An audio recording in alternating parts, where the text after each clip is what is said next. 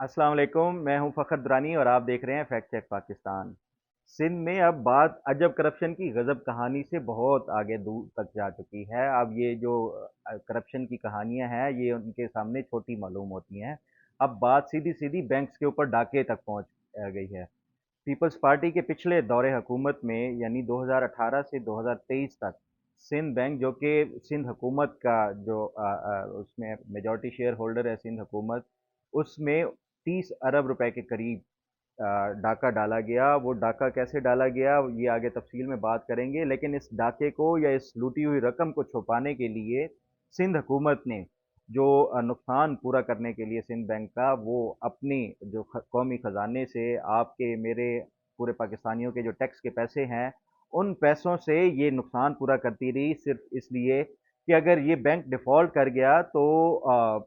ये जो उनका स्कैंडल है ये फाश हो जाएगा और ये जो पैसे जिन्होंने लूटे हैं वो सामने आ जाएंगे। तो इस सिर्फ इस मकसद के लिए और इस पूरे स्कैंडल को छुपाने के लिए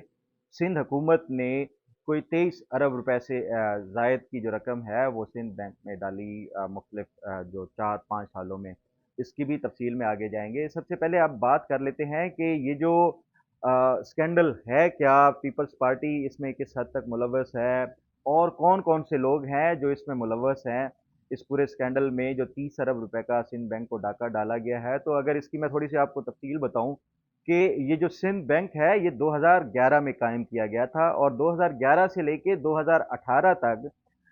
जो सिंध बैंक का टोटल मुनाफा था वो 13 अरब रुपए का था। यानी ये बैंक टोटली प्रॉफिट में चल रहा था। फायदा मंद एक बहुत ही एंटिटी थी सिंध हुकूमत की। लेकिन जैसे ही पीपल्स पार्टी का ये जो दौर आया 2018 से 23 तक, अचानक ही 2018 से लेके 2023 में ये बैंक नुकसान में जाना शुरू हो गया। 2018 से लेके 2023 तक इन 5 सालों में सिंध बैंक को तकरीबन 30 अरब रुपए का नुकसान उठाना पड़ा। और ये नुकसान क्यों उठाना पड़ा उसकी चंद वजूहात हैं जो मैं आपको थोड़ा तफसील में बताता चलूँ कि इसमें जो मैंने इनकी मुख्तलिफ जो एनुअल रिपोर्ट्स हैं वो पढ़ी और उसके साथ साथ जो दीगर ब्रीफिंग्स दी गई कैबिनेट को और उसके साथ साथ दीगर जो ऑफिशियल डॉक्यूमेंट्स मैंने पढ़े, उसके मुताबिक सिंध बैंक ने मैसिव लोन दिए और लोन ऐसे लोगों को दिए जिनका नाम कुछ होता था, वल्दियत कुछ होती थी। यानी कि फेक अकाउंट्स बना के बैंक जो इनको लोन दिए गए अरबों में। एक तरफ ये फेक अकाउंट्स के जरिए लोन का जो सिलसिला सिंध बैंक ने जारी किया और उसके साथ साथ जो दूसरा सिलसिला जारी किया कि इन्होंने जो इंडस्ट्रीज को लोन देना शुरू कर दिया। और इंडस्ट्री में जो मेन इसमें जो मेजर जो जिसको लोन दिया गया है ग्रुप बिजनेस ग्रुप वो ओमनी बिजनेस ग्रुप है, उनको लोन दिया गया। और मज़े की बात कि ये 5 सालों में वो लोन तो देते रहे लेकिन उसके अगेंस्ट रिटर्न नहीं किया। ये अभी 27 जुलाई को सिंध काबीना ने एक मीटिंग बुलाई थी, स्पेशल कमेटी की जो मीटिंग थी सिंध काबीना की। उसमें सिंध बैंक के जो सरबराह थे उनको बुलाया गया कि आप हमें ये ब्रीफ करें कि सिंध बैंक क्यों आखिर नुकसान में जा रहा है और इसकी वजूहात क्या हैं। तो ये जो काबीना को ब्रीफ किया सिंध बैंक के जो चीफ ऑपरेटिंग ऑफिसर थे शेख अनवार, उन्होंने ये बताया कि पिछले 5 सालों में सिंध बैंक के जो 36 बिलियन रुपीस के करीब जो नॉन परफॉर्मिंग लोन है और ये 36 बिलियन के तमाम लिटिगेशन में चले गए, कोर्ट्स में चले गए। कोर्ट्स में ये कहते हैं परसू कर रहे हैं और 5 सालों में जो 36 अरब में से सिर्फ 3 अरब रुपए की रिकवरी हुई है, बाकी अभी भी नॉन परफॉर्मिंग है, पैसे अदा नहीं किए गए जो सिंध बैंक ने कर्जे दिए थे जिन लोगों को उनको। अब इसमें जो फिर मैंने इनकी जो एनुअल रिपोर्ट्स थी वो पढ़ी, उसमें जो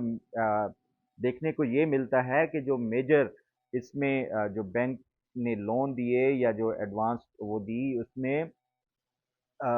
जो शुगर इंडस्ट्री है वो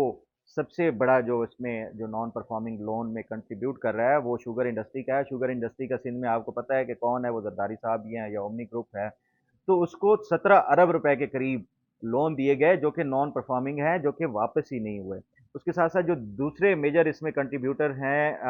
जो लोन के हवाले से, वो रियल इस्टेट का है, रियल इस्टेट के साथ साथ पेट्रोलियम का है, पेट्रोलियम और उसके साथ साथ जो एनर्जी सेक्टर का है। तो ये तमाम तर ये जो इसमें कहीं के देखेंगे आप, वो ओमनी ग्रुप जो है वो ज़रूर इसमें मुलव्वस आपको मिलेगा। और ये सिंध बैंक ने ये जितने भी लोन दिए उसके एक और मैं आपको जो सितम ज़रीफ़ी की बात बताऊं कि ये लोन जो दिए गए उसमें फिर कुछ ऐसे भी, अगर आप इनकी रिपोर्ट्स पढ़ें, एनुअल जो फाइनेंशियल रिपोर्ट्स हैं, उसमें करोड़ों रुपए के जो ओमनी ग्रुप की जो फैमिली मेंबर्स हैं उनको कर्जे माफ तक किए गए। एक तरफ तो वो कर्जे दे नहीं रहे और साथ साथ कर्जे ये माफ करते आ रहे हैं। ये तमाम तर जो नुकसान है 30 अरब रुपए का, ये पूरा करने के लिए, क्योंकि अगर ये नुकसान पे नुकसान उठाते गए और अगर इसको हुकूमत की तरफ से सपोर्ट ना मिली तो ये जो है वो एक बहुत बड़ा स्कैंडल बन के सामने उभरेगा, क्योंकि बैंक डिफॉल्ट कर जाएगा। और स्टेट बैंक की एक लिमिट होती है कि आपकी जो कैपिटल एडिक्वेसी रेशियो जो है वो एक सर्टेन लेवल पे हो, अगर उससे कम हो तो वो फिर स्टेट बैंक जो है उनको वार्निंग वगैरह इशू करता है। और ये एक मजीद अगर इस पे गिरे तो ये बैंक के डिफ़ॉल्ट होने के भी चांसेस होते हैं। तो बैंक को डिफ़ॉल्ट करने के से बचाने के लिए सिंध बैंक ने हर साल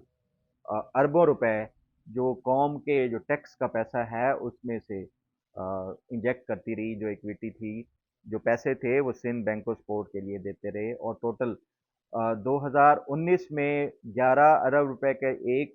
जो इक्विटी इंजेक्ट की और फिर 3 अरब की दूसरी जो इन्होंने सिंध बैंक को सपोर्ट करने के लिए दी थी। फिर उसके बाद 2021 में फिर सिंध बैंक की हालत जो है वो फाइनेंशियली ख़राब हो गई। फिर सिंध हुकूमत ने जो कैबिनेट ने अप्रूव करके 4 अरब रुपए का एक और पैकेज इनके लिए मंजूर किया। फिर अ, उसके बावजूद भी सिंध बैंक की जो फाइनेंशियल जो कंडीशन थी वो बेहतर ना हो सकी। और फिर 2023 में जस्ट 2 महीने पहले जो सिंध ये जो पीपल्स पार्टी की हुकूमत ख़त्म होनी थी उससे 2 महीने पहले 5 अरब रुपए का एक और इनको जो पैकेज दिया इक्विटी इंजेक्शन की सिंध बैंक के हवाले से। तो टोटल मिला के ये कोई 23 अरब से जायद की सिंध हुकूमत ने इनको सपोर्ट फराम की ताकि ये बैंक जो है डिफ़ॉल्ट ना करार दिया जाए। अब मज़े की बात ये है कि सिंध में जितने भी सरकारी इदारे हैं उन तमाम को ये इंस्ट्रक्शन है सिंध हुकूमत की तरफ से कि आपकी जितनी भी ट्रांजैक्शंस होंगी, जितनी भी बैंक डीलिंग होगी, वो सिंध बैंक के ज़रिए होगी। मतलब जो पैसा जितना भी हुकूमत के उससे वो रोटेट कर रहा है वो भी सिंध बैंक के ज़रिए हो रहा है, लेकिन उसके बावजूद भी ये सिंध बैंक खसारे में जा रहा है। उसकी रीज़न्स मैंने आपको बता दी हैं कि जो इन्होंने लोन दिए एक तो फेक अकाउंट्स के ज़रिए, फिर जो ओमनी ग्रुप जैसे जो बड़े इदारे हैं, बिजनेस ग्रुप्स हैं, उनको दिए और तमाम के तमाम जो लोन है 36 अरब में से कोई गालबन 3 अरब रुपए मौसूल हुए, बाकी सारे डूब गए सिंध बैंक के। लिटिगेशन के हवाले से भी जब काबीना ने अभी जब आखिरी हफ्ता था इनका पीपल्स पार्टी के दौरे हुकूमत का, उसमें उन्होंने जब ये बुलाया उसके लिए तो उसमें उन्होंने बताया, जो एडवोकेट जनरल सिंध हैं उन्होंने कहा कि मैंने इनके तमाम केसेस का जायज़ा लिया है, ये प्रॉपरली जो कोर्ट्स हैं उसमें परसू ही नहीं कर रहे, ये तो बहुत ही वीक इनकी वो जो लिटिगेशन का वो है। तो इनको चाहिए कि जो लिटिगेशन के हवाले से अपनी पॉलिसी को दोबारा से चेंज करें। इसी तरह जो चीफ सेक्रेटरी थे सिंध हुकूमत के, उन्होंने भी इसके ऊपर अपने तहफ़्फ़ुज़ात का इज़हार किया कि ये जो सिंध बैंक की परफॉर्मेंस है ये ओवरऑल बहुत ज़्यादा पुअर है, क्योंकि पाकिस्तान के तमाम तर जो बैंक्स हैं, क्योंकि आपने देखा है कि ये जो जब से हुकूमत ने अपना इंटरेस्ट जो रेट है वो बढ़ाया है तकरीबन अब 25% तक हो गया है, तो उसके बाद तो बैंक्स के मौजें लग गई हैं, लेकिन उसके बावजूद भी सिंध बैंक खसारे में जा रहा है। बहरहाल ये तो देख लिया आपने कि किस तरह सिस्टमेटिक तरीके से ये लोन एक्वायर किए गए गवर्नमेंट एंटिटी से, और फिर उसके बाद जो है वो डिफ़ॉल्ट कर गए लोन या फिर कोर्ट्स में चले गए। ये एक स्ट्रेटेजी है जो पहले 2018 से पहले मुख्तलिफ बैंक्स के साथ यही ओमनी ग्रुप और यही जो जरदारी साहब का जो क्लोज जो एसोसिएट्स हैं ये पहले भी करते रहे हैं। 2018 में आपको याद होगा कि सुप्रीम कोर्ट ऑफ पाकिस्तान ने वो मोटो लिया था, और उसमें फिर ये एफआईए को तहकीकात का हुक्म दिया था। जो एफआईए ने तहकीकात की तो उसमें अरबों डॉलर्स की जो ट्रांजैक्शंस थी, मनी लॉन्ड्रिंग थी, हवाला हुंडी के हवाले से केसेस थे, उन तमाम में जो मुलविस पाए गए वो ओमनी ग्रुप में जो एजी मजीद हैं, अब्दुल गनी मजीद, अनवर मजीद, और उसके साथ साथ आसिफ अली जरदारी, फरियाल तालपुर, बाकी जो पीपल्स पार्टी के ज़ोमा हैं वो भी इसमें थे। फिर उनके खिलाफ जो सुप्रीम कोर्ट है یہ جتنی بھی ایف آئی اے کی فائنڈنگز تھی وہ یہ بھی بتایا گیا کہ کس طرح جو بینکس سے لون لیے گئے غلط سٹاک جو کے فگرز دے کے کہ اومنی گروپ کے جو سٹاک کے جو ٹوٹل وہ گوڈاؤنس میں پڑے ہیں وہ اتنا ہے، اس کے اگینسٹ جو انہوں نے قرضہ لیا، لیکن ایکچولی جتنا بتایا گیا تھا جو چینی کا سٹاک تھا اس سے بہت زیادہ کم تھا۔ تو ظاہری بات ہے جو بینکس کا پیسہ تھا وہ ڈوب گیا اسی طرح۔ تو یہ تمام تر جو سپریم کورٹ نے اپنا جو فیصلہ جاری کیا تھا جنوری 2019 میں، اس میں انہوں نے نیب کو احکامات جاری کیے تھے کہ آپ اس کے اوپر تحقیقات کر کے 2 مہینے میں ریفرنس دائر کریں۔ آپ نے دیکھا ہوگا یہ وہ کیس تھا جس میں فریال تالپور صاحبہ کو بھی، آصف علی زرداری صاحب کو بھی گرفتار کیا گیا تھا۔ تو یہ جو گرفتاری تھی یا یہ جو اس ٹائم بھی خبریں چلی تھی، تو اس کے بعد جو اسٹریٹجی بظاہر ایسا لگتا ہے کہ انہوں نے وہی سیم اسٹریٹجی اپلائی کی سندھ بینک کے لیے، اور کیونکہ سندھ بینک میں ان کو بچت یہ ہو گئی کہ یہ ان کی اپنی حکومت تھی، تو یہ ایکسپوز ہونے سے یا یہ جو ان کا ڈیفالٹ کا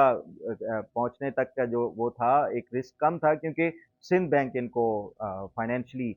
وہ سپورٹ کر رہا تھا یا جو ایکویٹی تھا وہ انجیکٹ کر رہا تھا ہر سال، اس لیے یہ پورا سکینڈل باہر نہیں آیا۔ اب یہ جو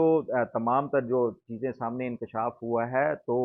ایسے معلوم ہوتا ہے کہ پیپلز پارٹی نے جو 2018 میں سپریم کورٹ کا جو کاروائیاں تھی اس سے کچھ نہیں سیکھا، وہی جو موڈس پرنڈائی تھا وہی انہوں نے یوز کیا سندھ بینک کے لوٹنے کے حوالے سے بھی، اور پچھلے 5 سالوں میں 30 ارب روپے کا جو بینک کو نقصان پہنچا۔ اور اب مجھے نہیں معلوم کہ اس کے اوپر کیا جو کوئی آنے والی حکومت ہے، نیب ہے یا کیا اس کے اوپر ایکشن لیتی ہے، اور یہ جو پیسہ ہے ریکور کیسے کرائے گا سندھ بینک۔ اس حوالے سے جب میں نے جو سندھ حکومت کے تھے چیف منسٹر صاحب مراد علی شاہ، ان کو بھی ایک کوشچنئر ڈیٹیلڈ کوشچنئر بنا کے بھیجا کہ آپ مجھے ان کا جواب دے دیں۔ مراد علی شاہ صاحب نے یہ تمام تر جو سوالات تھے وہ پڑھے باقاعدہ، جو واٹس ایپ پہ بھیجے تھے ان کا وہ اسٹیٹس میں یہ انہوں نے پڑھے ہیں، لیکن اس کے باوجود بھی انہوں نے جواب نہیں دیا۔ پھر میں نے کوشش کی کہ جو شرجیل میمن صاحب سے موقف لیا جائے، شرجیل میمن کو بھی کوشچنئر بھیجا، انہوں نے پڑھنے کے باوجود جواب نہیں دیا۔ پھر میں نے مزید کوشش کی کہ کسی اور وزیر سے رابطہ کر کے یہ تمام تر جو سوالات ہیں ان کو بھیجے جائیں۔ میں نے ناصر علی شاہ کو، جو ان کے اور ایک منسٹر تھے، ان کو بھیجا اور ان سے رابطہ کرنے کی کوشش کی، انہوں نے بھی جواب نہیں دیا۔ گویا سندھ حکومت کی طرف سے اس کے اوپر کوئی جواب نہیں دیا گیا۔ پھر میں نے سندھ بینک کے جو پریزیڈنٹ تھے عمران سمد، ان کو کویسچنئر بھیجا، وہ جو کویسچنس تھے جتنے وہ پڑھتے تھے لیکن اس کے باوجود جواب نہیں دیا۔ کیونکہ بطور ایک صحافی میری ایک ذمہ داری ہے کہ اتنا بڑا اگر کوئی جو اسکینڈل ہے تو اس کے حوالے سے جو دوسری طرف کا موقف ہے وہ لازمی آنا چاہیے۔ میں نے جب عمران سمد صاحب جو سندھ بینک کے پریزیڈنٹ ہیں انہوں نے جواب نہیں دیا، تو پھر میں نے ان کے جو چیف فائنینشیل آفیسر ہیں دلشاد حسین خان، ان سے رابطہ کیا۔ ان سے جب رابطہ کیا تو انہوں نے کہا کہ آپ مجھے ریٹن میں یہ کوشچنس بھیج دیں، میں پھر جواب دوں گا۔ میں نے پھر ان کو ریٹن میں کوشچن ایئر بھیجا۔ ریٹن میں جب ان کو کوشچن ایئر بھیجا تو انہوں نے کہا کہ یہ آپ کو یہ تمام تر جو سوالوں کے جواب ہیں ہمارے جو ہیڈ آف میڈیا